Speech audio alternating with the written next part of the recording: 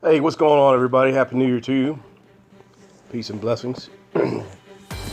Just sitting here, like many of you, this Sunday morning watching Meet the Press. Start my week so I can reflect back on what's going on in the political arena. Talk about the things that have been going on. So today we're talking about Michael Wolff's book, and it's been in the news lately. And let me just go on the record by saying I believe Michael Wolff. I believe he was in around all this craziness up front and center, and he's telling his version of what happened. Anything that he said that I've read so far is not unbelievable because we have all heard these things before. You know, we're talking about people still trying to defend a grown-ass man who acts like a child. When I say grown, I mean, what is he, almost 70? So if you know anything about age, people in that age group tend to start acting like children again because their minds revert back to the original state of childhood. So that right there, not everybody, but that's the typical pattern. So that right there tells me that I'm not surprised one bit by Donald Trump's behavior. He's been acting this way for years. He acted this way and said the things he does on the campaign trail. And some of y'all think this is some kind of political genius of some kind of scheme, but I don't believe so. You know, the policies are being changed.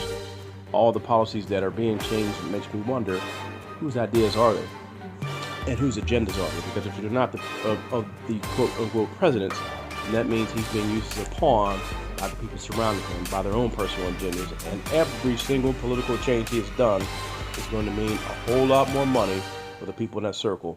We all thought George Bush was bad as far as getting paid days for his cronies and everything else. It's nothing compared to what Donald Trump's doing. And here's something to think about.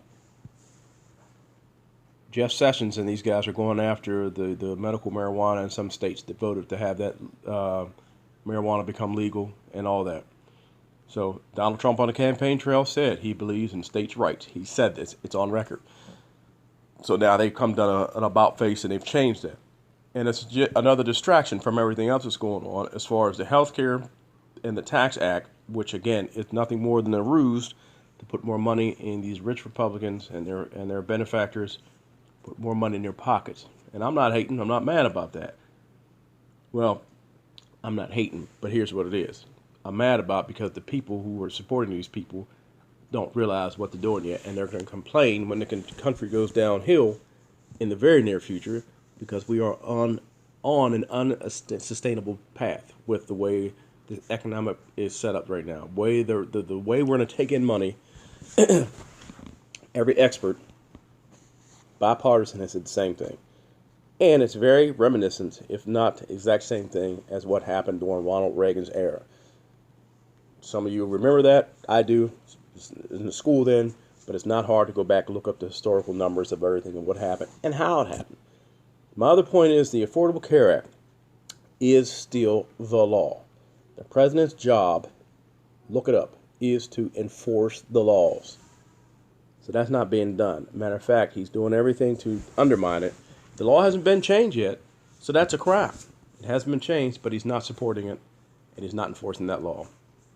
So those things just off the top of my head just continue to tell me that when someone in politics works very hard, they either truly believe there's something better for the people, or they have an idea that it's going to be better for their pockets.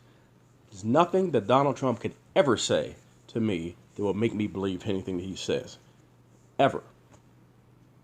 His track record is that strong, his track record is that public, that he just consistently lies, lies, lies. But in any case, I'm going to go finish watching Meet the Press, and I'll get back to you later. And I do believe Michael Wolff, just for the record.